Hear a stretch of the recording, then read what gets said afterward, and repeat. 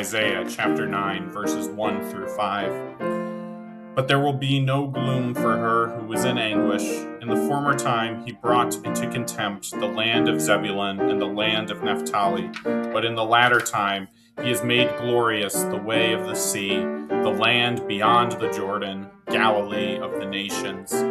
The people who walked in darkness have seen a great light.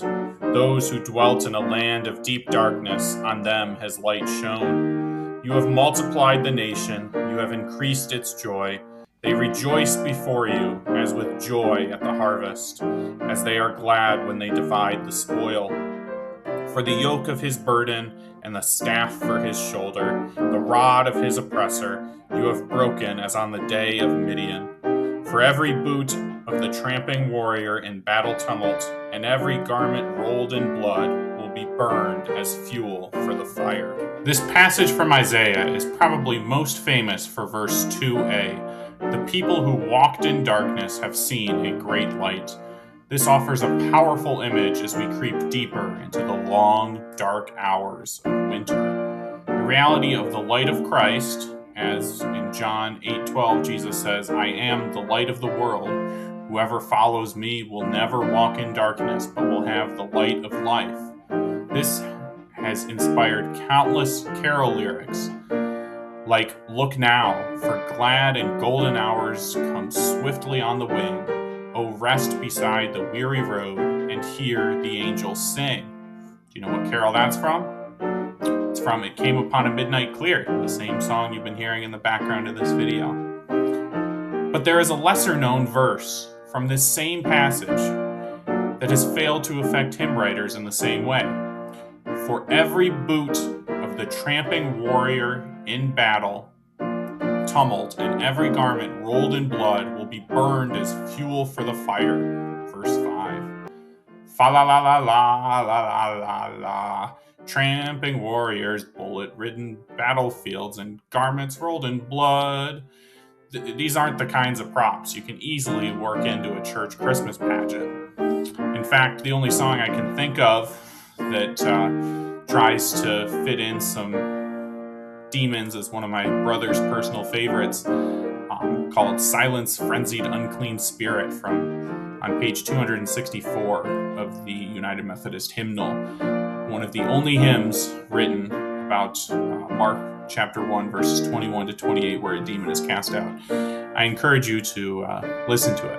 Anyway, such images like this garment rolled in blood, tramping warrior in battle tumult, rarely come to mind when we think of Advent, but maybe they should. The theme of battle is dominant throughout these verses.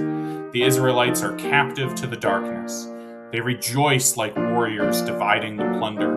God's salvation will be like the day of Midian, when he whittled Gideon's forces down to 300 troops before sending them, weaponless, to fight 135,000, ultimately working a miraculous victory.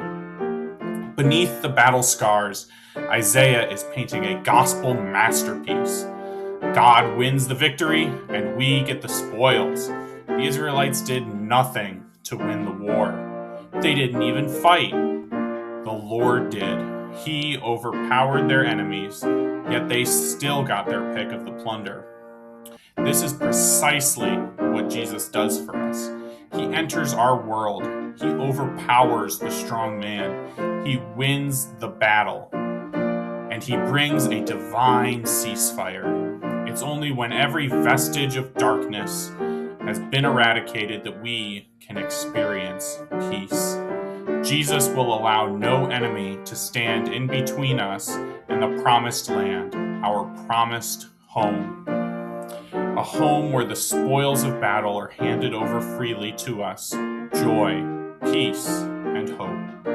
Perhaps this year, instead of roasting chestnuts, we should burn a bloody boot to remind us that Jesus came as a conquering warrior king to curb stomp the forces of sin, death, and the devil once and for all, and that he's coming back soon to finish the job. Let us pray. Lord, thank you for continually defeating the forces of darkness in this life that are too strong for me to manage, and for promising me a home where the spoils of your victory on the cross will be eternally mine.